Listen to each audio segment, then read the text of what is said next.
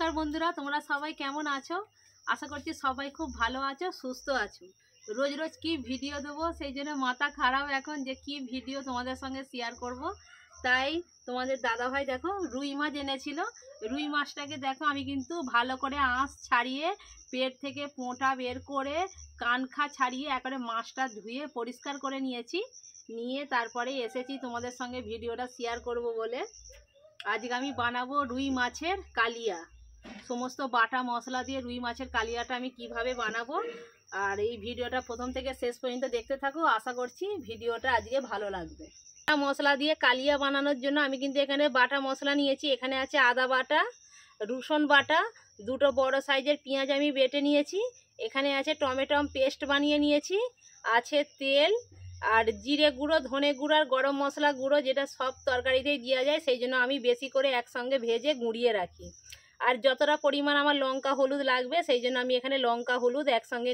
নিয়েছি আর লবণ তো লাগবে এই সামান্য মশলা দিয়েই আজকে আমি বাটা মশলা দিয়ে রুই মাছের কালিয়াটা বানাবো তাহলে চলো এইগুলো আমি মশলাগুলো এক সাইডে রেখে দিই আর আমি প্রথমে মাছটা আগে কেটে নেব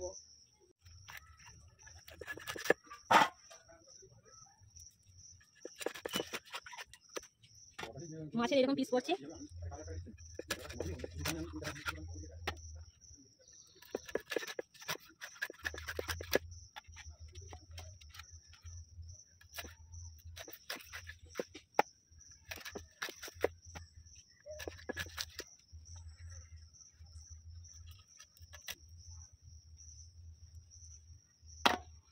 চলো মাছগুলো তো আমি কেটে নিয়েছি কিন্তু মাছগুলো কেটেও কিন্তু আরও একবার পরিষ্কার করে ধুয়ে নেব মাছগুলো আমি পরিষ্কার করে ধুয়ে নিয়েছি এবারে মাছের মধ্যে দিয়ে দিচ্ছি পরিমাণ মতো লবণ আর দিচ্ছি হলুদ গুঁড়ো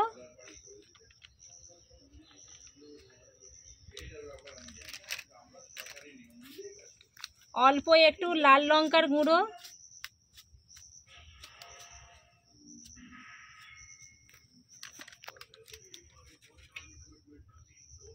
আর দিয়ে দিচ্ছি অল্প একটু তেল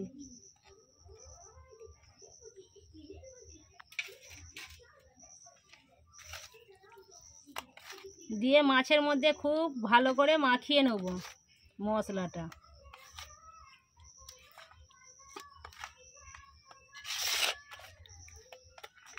আমি খুব ভালো করে মাছের মধ্যে আমি খুব ভালো করে মশলাটা মাখিয়ে নিয়েছি এবারে আমি উনুনটা ধরিয়ে নেব উনুন আমি ধরিয়ে দিয়েছি কড়ার মধ্যে দিয়ে দিচ্ছি তেল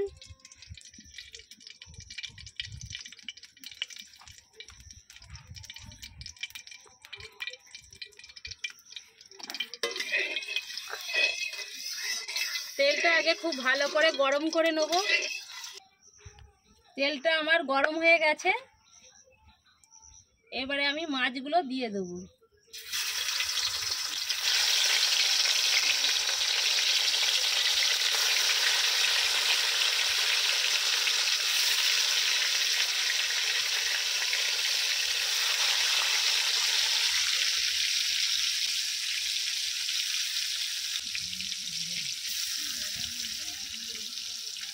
তাহলে সব মাছগুলো আমি দিয়ে দিয়েছি মাছগুলো এবারে আমি এক পিঠ ভাজা হয়ে যাক তারপরে উল্টি পাল্টি ভালো করে লাল লাল করে ভেজে নেব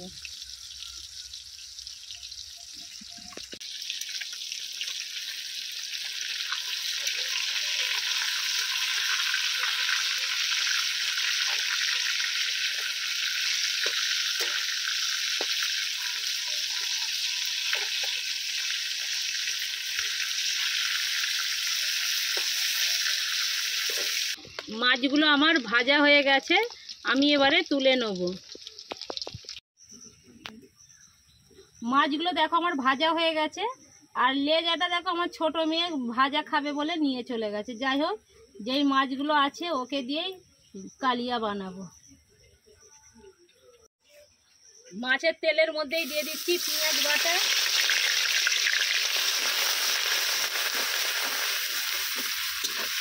পেঁয়াজটা প্রথমে একটু ভালো করে ভেজে নেব পেঁয়াজটা আমি তেলের মধ্যে খুব ভালো করে ভেজে নিয়েছি এবারে দিয়ে দেবো রসুন বাটা আদা বাটা আদা রসুনটাও কিন্তু খুব ভালো করে কষিয়ে নেব।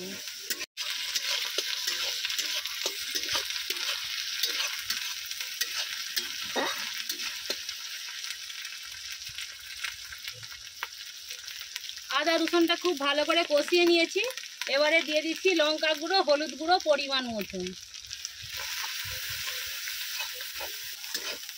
লঙ্কা গুঁড়ো, হলুদ গুঁড়োটাও খুব ভালো করে মশলার সঙ্গে কষিয়ে নেব।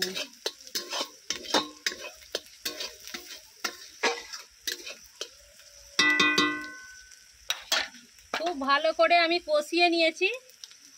এবারে দিয়ে দিচ্ছি অল্প একটু জল।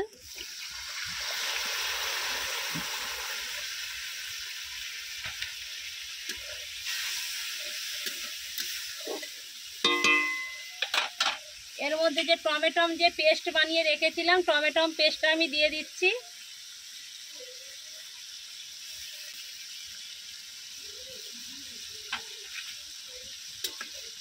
সব কিছু আবারও একটু ভালো করে কষিয়ে নেব। দেখো মশলা থেকে তেল ছাড়তে আরম্ভ করেছে। মশলাটা আমার খুব ভালোভাবে কষা হয়ে গেছে। যেহেতু আমি গ্রেভি করব সেই জন্য আমি একটু জল দিয়ে দিচ্ছি। এবারে দিয়ে দিচ্ছি পরিমাণ মতো লবণ, জিরে গুঁড়ো, ধনে গুঁড়ো আর গরম মশলার গুঁড়ো।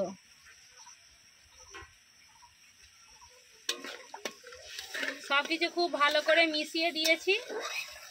এবারে আমি কিছুক্ষণ খুব ভালো করে ঝোলটাকে ফুটিয়ে নেব। খুব ভালো করে আমি ফুটিয়ে নিয়েছি। এবারে আমি মাছগুলো দিয়ে দেবো।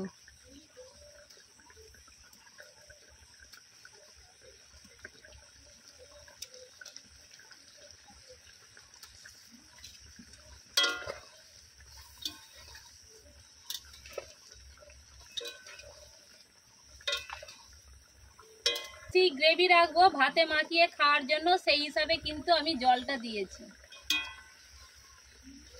তাহলে চলো 2 মিনিট ফুটিয়ে নিই, 2 মিনিট পরে আবার ফিরে আসি। তৈরি হয়ে গেল বন্ধুরা আমার এইরকম রুই মাছের কালিয়া। আমি একটু গ্রেভিটা রেখেছি ভাত দিয়ে মাখিয়ে খাওয়ার জন্য, নালে বেশি ফুটালে শুকিয়ে যাবে। তাহলে চলো আমি এবারে কড়া থেকে নামিয়ে নেব। তৈরি হয়ে গেল বন্ধুরা আমার এরকম গরম গরম রুই মাছের কালিয়া। এই রুই মাছের কালিয়া দিয়েই এক থালা ভাত নিমিষেই উড়ে যাবে। আর ভীষণ কিন্তু দারুণ একটা গন্ধ বেরিয়েছে, আর কালারটাও দেখুন কত সুন্দর এসেছে। আর ঝটপট কিন্তু এই রুই মাছের কালিয়াটা বানানো হয়ে যায়। আর বন্ধুরা আমার এই রেসিপিটা তোমাদের যদি ভালো লাগে লাইক, কমেন্ট, শেয়ার করতে ভুলো না। চ্যানেলে নতুন হয়ে থাকলে সাবস্ক্রাইব করার অনুরোধ।